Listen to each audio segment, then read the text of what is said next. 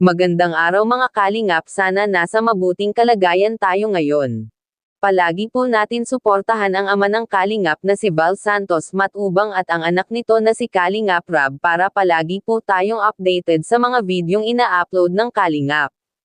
Pakiusap po kung maaari huwag po natin skip ang ads ng videong ito, para marami pa ang matulungan ng Team Kalingap.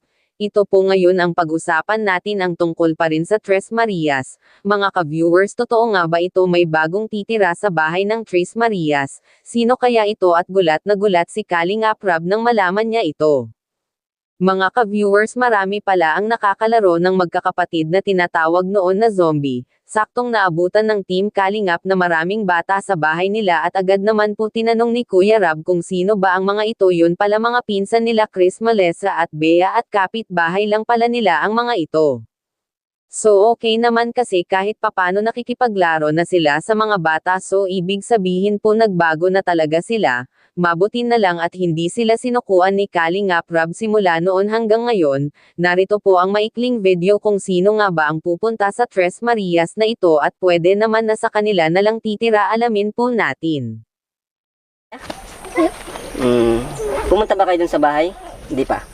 Hindi pa kayo may bisita? Pupunta po ako. Anak, ikaw lang. Nakita mo na yung kulay, may pintura na. Opo. Nagkatid po ako ng almusalan nila. Nung ano po, Sabado. Wow! Ang galing. So, ano masasabi mo, Nay? Doon sa bahay? Maganda po. Ganda na? Ganda na, may pintura na po, no? Sobrang layo dito. Wala po talaga. Layo dito kasi andun sila.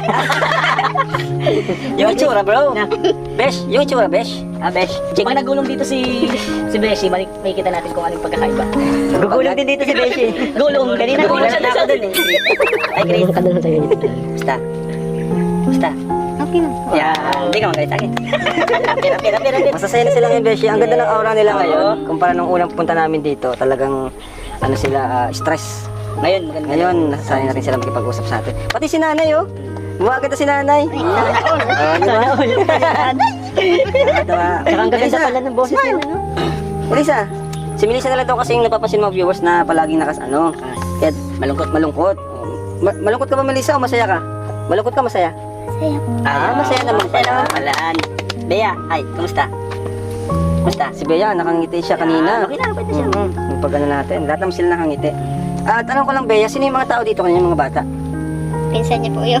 May pinsan na siya. Saan po galing? Sa Kamsul o? Hindi po, dyan po. Dito lang, may mga kamag-anak. Napunta naman yan dito. Nagipaglaro. Kailan tayo malipat na eh? Nasa inyo po yun. Dating na yun. Excited na kayo lumipat? Napunta na po doon yung lolo nila.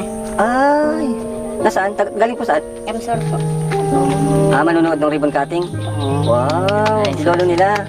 Kailan po yung huli nilang pagkikita ng lolo nila? Matagal na po? Matagal na po. Kasi simula nung naglipat sila dito, bihira nilang makasama yung lolo nila.